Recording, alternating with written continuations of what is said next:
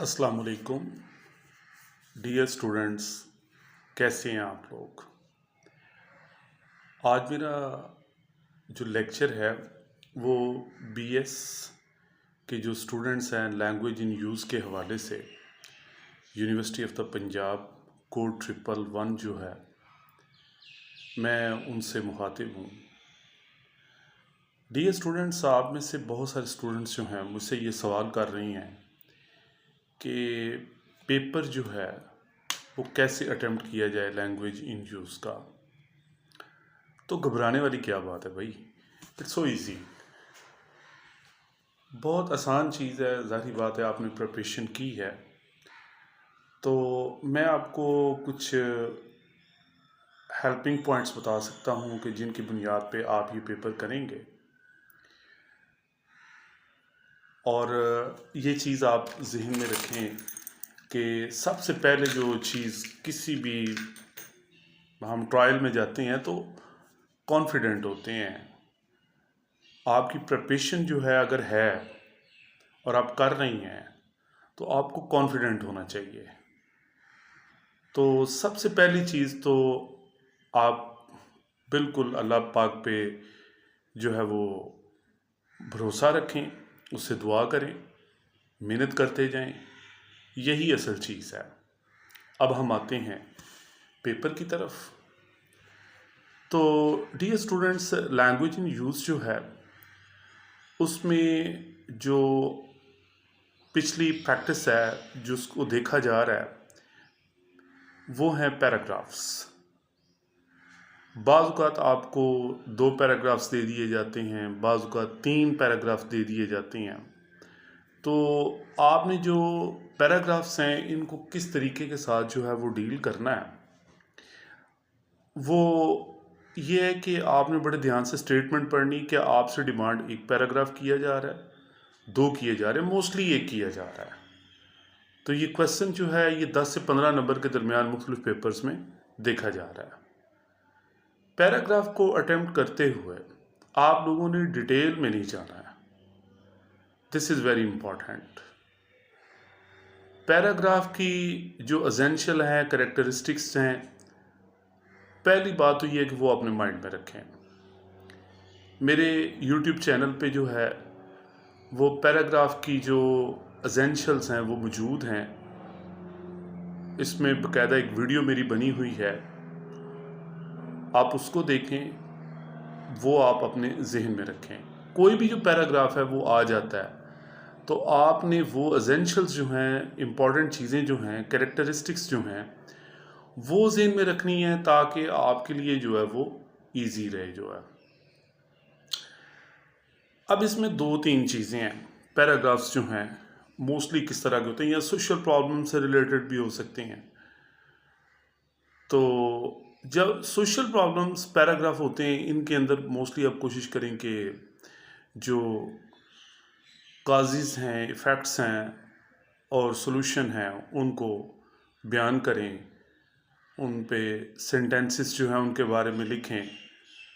कोई भी जो सोशल प्रॉब्लम है, लेट्स करप्शन है, इलिटरेसी है, चाइल्ड लेबर है, ओवर पॉपुलेशन है, उसके बाद जो है पोल्यूशन है, टेररिज्म है, रेसिज्म है, ये मतलब इस तरह के कोई भी जो आपको सोशल इश्यूज आ रही हैं, सोशल प्रॉब्लम्स आप देख रही हैं, आपको दिया जाता है टॉपिक, तो आपने ये 3 चीज़ें जो हैं वो पैराग्राफ के अंदर जो है डिस्कस करनी है। इस सिलसिले में जो है आप कोटेशन भी ऐड करें और पैराग्राफ्स ना बनाएं, पैराग्राफ ही उसको रहने दें क्योंकि आपसे डिमांड पैराग्राफ की है। जब आप एक पैराग्राफ को और शक्ल देने की कोशिश करते हैं, मसलन आप दूसरा उसको एक क्योंकि पैराग्राफ में आपने एक पॉइंट डिस्कस करना है, जर्नल दिया जाता है, तो स्टूडेंट्स पैराग्राफ्स बना देते हैं, उसमें प्रॉब्लम्स आ जाती है, फिर उनके नंबर कम आते हैं। दूसरी बात, या 2 एस्पेक्ट्स ऐसे है जिसमें एक चीज़ के 2 पहलू होते हैं, फ़ायदे भी हैं, नुकसानात भी हैं। जैसे को एजुकेशन है, कंप्यूटर है, मोबाइल है, साइंस है, इनकी इस्तेमाल की चीज़ें जो हैं जॉइंट फैमिली सिस्टम है, देखें इसके फ़ायदे भी हैं, नुकसानात भी हैं। इसी तरह जो है एग्ज़ामिनेशंस हैं, इम्तहानात जो होते हैं, तो इनको डील करना जो है, इसमें आप जो है पैराग्राफ के अंदर जो है फ़ायदे और नुकसानात दोनों जो है वो बयान करें। इसके अलावा आपको किसी पर्सनालिटी पे आ सकता है, किसी आपको दिया जा सकता है, लेट्स जो है आपने बायोग्राफी लिखनी है, किसी इदारे पे आ सकता है, उसकी जो है वो आप समझें कि आपने ओवरऑल जो चीज़ें बयान करनी है, उसमें उसकी जो ख़ास कैरेक्टरिस्टिक्स हैं उनको बड़े अच्छे तरीके के साथ आप लेके चलें, तो आपको इसमें काफ़ी हद तक जो है वो एडवांटेज जो है वो मिलेगा। इसी तरह कोई इन्वेंशन है, उसके पॉजिटिव वंस या उसके नेगेटिव वंस जो हैं वो आप बयान करें, वो टू एस्पेक्ट में आ जाएगा। लेट्स आपको किसी भी टॉपिक में सिग्निफिकेंस दिया जाता है तो उसमें उसके एडवांटेजेस होते हैं। सिर्फ जो है आपको किसी भी टॉपिक के साथ वो कह देते हैं जी सिग्निफिकेंस ऑफ कंप्यूटर है, सिग्निफिकेंस ऑफ को एजुकेशन है, तो वो उसके सिर्फ ज़्यादातर आपने फ़ायदे बयान करने हैं, यानी कि आपका 90% पैराग्राफ जो है वो फ़ायदे से रिलेटेड होगा। अब हम सेकंड क्वेश्चन जो है उस पर आते हैं। आपके गेट वर्ड्स हैं जो बड़े सिलेक्टेड हैं, इतने ज़्यादा नहीं हैं। इसमें जो इम्पोर्टेंट गेट वर्ड्स हैं उन पे भी मैंने वीडियो बनाई हुई है, आप वो देखें, पहले उनको तैयार कर लें और फिर उसके बाद जो है वो आप ओवरऑल लाजमी तैयार करने की कोशिश करें। तो ये आपका जो सेकंड पॉइंट है, पैराग्राफ के बाद जो है गेट वर्ड्स जो है उसको आप डील करें और इसमें आप मीनिंग जहन में रखें, लेकिन आपने मीनिंग्स को पेपर में नहीं लिखना, आपने उनके सिनोनिम्स बयान करने हैं। हाँ, मीनिंग्स बयान करते करते अगर आप सेंटेंस भी बना देते हैं, इट्स अ नो प्रॉब्लम, कोई प्रॉब्लम नहीं होगा। जो अहम चीज़ है, अगर आप मज़ीद आइडियल सिचुएशन में जाना चाहते हैं तो जो चीज़ बयान की गई है कि जो फ़र्ज़ करें एक गेट वर्ड के अंदर जो है वो आता है कि जी नाउन है, तो नाउन में अगर डील करें तो ज़्यादा आइडियल है। अगर कोई वर्ब है तो वर्ब में डील करें तो ज़्यादा अच्छा है। एडजेक्टिव में है तो एडजेक्टिव में डील करें, ज़्यादा अच्छा हो जाएगा। क्लियर? जो यानी कि ग्रामेटिकल पॉइंट ऑफ व्यू से पार्ट्स ऑफ स्पीच में चीज़ आ रही है उसको एज इट इज़ डील करेंगे तो आपके लिए जो है वो अच्छा हो जाएगा। टाइम आपके पास काफ़ी होगा, थोड़ा नहीं होगा। मेरा जो पॉइंट ऑफ व्यू है, पेपर में टू द पॉइंट चीज़ों को लिखते हैं, ज़्यादा जो है वो लंबा चीज़ों को बयान नहीं करते। इतना टाइम होता है पीयू के पेपर में, तकरीबन जो आपको 2.5 घंटे दिए जाते हैं, तो ज़ाहिर बात है इंटरनल मार्क्स कॉलेजेस के जो हैं वो 40 होते हैं और जो एक्सटर्नल आपका पेपर होता है वो 60 मार्क्स का होता है। तो 60 मार्क्स के लिए जो टाइम बहुत ज़्यादा होता है। आप एक्स्ट्रा चीज़ों को करें, कोई मसला नहीं है। फ़र्ज़ करें आपको 2 पैराग्राफ्स आते हैं, आपके पास टाइम है, लिखें, नो प्रॉब्लम, लेकिन पहले पेपर कंप्लीट करें, ये असल चीज़ है। लेकिन डियर स्टूडेंट्स, जब आप गेट वर्ड्स को अटैम्प्ट करते हैं तो वो एक जगह पे सारे करें, ये ना करें कि आप उनको जो है वो मुख्तलिफ जगहों पे जाके करें। इससे जो है वो एग्ज़ामिनर के लिए जो है वो प्रॉब्लम होता है और आपके मार्क्स जो हैं वो कम आते हैं। ये हमारा जो है वो गेट वर्ड्स के हवाले से ये चीज़ हो गई जो है। उसके बाद जो है आपके पास फोकस ऑन कॉम्प्रीहेंशन है।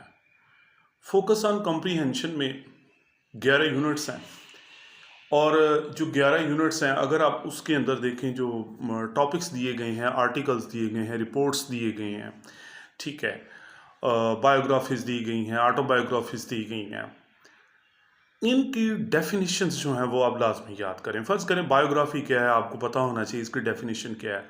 ऑटोबायोग्राफी क्या है, उसकी डेफिनेशन का आपको आइडिया होना चाहिए। इसी तरह जो एनालिसिस क्या है, उस पे आपको जो है आर्टिकल क्या होता है, मैगज़ीन क्या होता है, डायरी क्या होती है। तो फोकस ऑन कॉम्प्रीहेंशन में इन चीज़ों को बड़ा जो है वो डील किया गया है। तो जो आर्टिकल्स लिखे गए हैं उनके अंदर जो स्टोरीज़ हैं, वो किस फॉर्म में है, डिस्क्रिप्टिव फॉर्म में है, पर्सुएसिव फॉर्म में है, नैरेटिव फॉर्म में है, एक्सपोजिटरी फॉर्म में है, व्हाट्सोएवर जिस फॉर्म में भी हैं।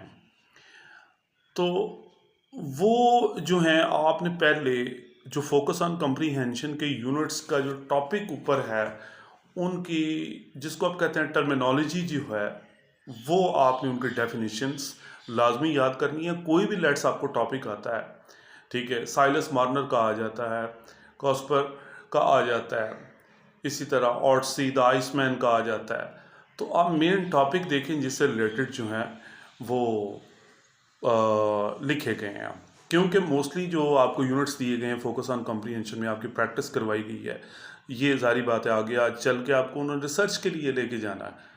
तो डियर स्टूडेंट्स, इसमें आप बहुत सारे स्टूडेंट्स सवाल करते हैं कि कितने यूनिट्स हम करें जो है, ये कितने हम टॉपिक्स तैयार करें जो है। मैं तो कहूँगा सारे करें, और इंशाल्लाह मुफीद भी होंगे। आपके मुख्तलिफ बुक्स हैं मार्केट्स के अंदर जो हैं, ठीक है, आप उनकी हेल्प भी लें। यूनिवर्सिटी की जो आउटलाइन है उसके मुताबिक जो है वो आप काम भी करें। जो अहम चीज़ है, बाज़ का यूनिवर्सिटीज़ के मुख्तलिफ पेपर्स देखें, उसमें डियर स्टूडेंट्स ये होता है कि बाज़ का तो उसने एक ही क्वेश्चन किया है, ये एक ही यूनिट पे आया, और यूनिट में भी वो एक टॉपिक पे आके जो है ना वो कहता है यार इसकी समरी बयान करें जो है, ठीक है, वो तो हो गई चीज़ क्लियर जो है। लेकिन जो यूनिट का टाइटल है उसके मुताबिक आपने उसको डिस्कस करना है। दिस इज़ वेरी इंपॉर्टेंट जो है। और बाज़ औक़ात क्या होता है कि एक क्वेश्चन बनाया जाता है, उसमें 6-7 यूनिट्स को डिस्कस किया जाता है, तो ये बड़ा टेक्निकल काम है। फिर आप देखिए कि कितने कितने मार्क्स का आपको टॉपिक दिया गया, 5 नंबर का दिया गया, 6 नंबर का दिया गया, 3 नंबर का दिया गया, 4 नंबर का दिया गया, उसके मुताबिक आप उसे डील करें जो है। तो पहली बात तो ये यूनिट्स के तमाम जो आपको टॉपिक्स हैं उनकी जो है वो आपको उनका आइडिया होना चाहिए, आपने उनको पढ़ा हो। दूसरा ये है कि उनकी जो समरीज हैं वो आपके माइंड में ठीक ठाक हों, क्लियर हो। उसके बाद जो है जो आपको क्वेश्चंस दिए जाते हैं, देखेंगे यूनिवर्सिटीज़ के एग्ज़ाम्स के अंदर पीयू में, कि वो आर्टिकल से रिलेटेड जो है वो क्वेश्चन को मेकअप करते हैं। मुख्तलिफ एक्सरसाइजेज एक्टिविटीज़ हैं आप को जो करवाई गई हैं यूनिट्स के लास्ट पे जो है, इवन देन की कोई हेल्पिंग बुक है उन्होंने भी उनको इसी तरीके से डील किया है। तो आप एक्टिविटी जो है वो ज़रूर जो है इस सिलसिले में जो है उसको आप जो है अपनी प्रैक्टिस में लेके आए जो है। ये चीज़ हो गई। अब बात ये है कि बाज़ औक़ात क्या होता है कि आपको डायरेक्ट कोई भी जो है वो समरी नहीं दी जाती, या ना ही उसका नाम बताया जाता है टॉपिक का। सिंपल ये दे दिया जाता है कि मसला आप रिस्पॉन्डिंग टू डायरीज है कि आप इसके बारे में क्या जानते हैं। तो जाहिर बात है इसमें जो आपने पढ़ा है, पहली तो बात पता होना चाहिए कि डेफिनेशन क्या है, डायरीज की क्या है, और डायरीज में क्या होता है, या जो आपकी ऑटोबायोग्राफीज़ हैं या बायोग्राफीज़ हैं, ये इनके डेफिनेशंस क्या हैं, इनका आप लोगों को बड़ा जो है ना क्लियर आइडिया होना चाहिए जो है। तो फिर वो मोस्टली समरी जो है वो नहीं दी जाती है, तो वो सिर्फ आपको टॉपिक जो है वो उस हवाले से दिया जाता है और कहा जाता है कि इसको आप डिस्कस करें जो है। तो शॉर्ट क्वेश्चन में भी आप डियर स्टूडेंट इसको आप जहन में रखें, और जो है वो इनको लॉन्ग क्वेश्चंस की सेंस में भी, समरीज की सेंस में भी आप अपने जहन में रखें। तो डियर स्टूडेंट्स, ये मोस्टली जो है इस तरीके से आपने पेपर जो है इसको आपने हैंडल करना है। अब अगली चीज़ जो है ग्रामर के हवाले से हम देखते हैं। पार्ट्स ऑफ स्पीच जो हैं इनको भी पेपर में पूछा जा रहा है। इसमें नाउन है, प्रोनाउन है, एडजेक्टिव है, एडवर्ब है, कंजंक्शन है, इंटरजेक्शन है। कुछ जो हैं पंक्चुएशन मार्क्स जो हैं वो भी दिए जा सकते हैं। आप लोगों ने जो बेसिक ग्रामर है आर्टिकल्स के ऊपर मैंने खुद देखा, काफ़ी जो है वो क्वेश्चंस आए हैं। तो जो पहले ऑब्जेक्टिव को एंड किया है इन्होंने एग्ज़ाम्स के अंदर जो है वो समझे वो पेपर में किसी ना किसी बहाने से आपकी सब्जेक्टिव फॉर्म में डाल देते हैं। तो डेफिनेशंस जो हैं और इनकी एग्जांपल्स जो हैं वो लाजमी ज़हन में रखें पार्ट्स ऑफ स्पीच की जो है। तो आप ये चीज़ें जो है इस तरीके से आप मैनेज करें। मोस्टली फोकस ऑन कम्प्रीहेंशन जो स्पेशली जो हम पीछे डिस्कस कर रहे थे उसमें चॉइस नहीं दे रहा वो, ठीक है। चॉइस अगर दी भी है तो बड़ी कम दी है, अव्वल तो मतलब जो ना इग्नोर किया उससे। तो इट्स अ नो प्रॉब्लम, इतने ज़्यादा टॉपिक्स नहीं है। अगर आप आज से भी तैयार करते हैं तो ये आपके लिए आसान होगा। आई होप सो आपको बातों की जो है वो पेपर से रिलेटेड जो अभी हमने की हैं इनकी कुछ ना कुछ जो है वो समझ आई होगी। अगर आपने मज़ीद कुछ पूछना है तो आप मुझसे पूछें, कांटेक्ट करें। और डियर स्टूडेंट्स, एक और बात, ये आप वीडियो जो है वो देख रहे हैं, इसमें पेपर से रिलेटेड आपने मुझसे कोई क्वेश्चन करना है तो आप मेरे यूट्यूब चैनल पे जो है मुझसे क्वेश्चन करें। मैं इंशाल्लाह कोशिश करूँगा आपको सेटिस्फाई करने की। और जो सबसे बड़ी अहम बात जो है, कामयाबी आजिज़ी से मिलती है, मेहनत से मिलती है, अल्लाह ताला से दुआ करके मिलती है, माँ बाप की दुआएं लेके उनकी खिदमत करके मिलती है। और आप जितनी देर तक सिंपैथेटिक नहीं रहते हैं अपने इर्द गिर्द के लोगों के साथ जो है, उतनी देर भी कामयाबी जो है वो नहीं मिलती है। अल्लाह ताला जो है आप सब पे जो है वो करम करे। और आप लोगों को फिर मैं वही कहूँगा कि आप लोगों ने परेशान नहीं होना, खाएं पिएं ऐश करें, खेलें कूदें, लेकिन पेपर की प्रिपरेशन विदाउट टेंशन करें। और लॉन्ग जो है वो चीज़ों को जिस तरीके से कहते हैं कि पेपर भरने वाला काम जो है वो नहीं होना चाहिए, क्लियर होना चाहिए। इंग्लिश के अंदर ज़्यादातर क्लैरिटी को जो है और टू द पॉइंट चीज़ों को जो है वो पसंद किया जाता है। मेरी दुआएं आपके साथ हैं डियर स्टूडेंट्स। अल्लाह ताला आपको कामयाबियों से हमकिनार करे। Wish you all the best. अस्सलाम वालेकुम, बाय बाय।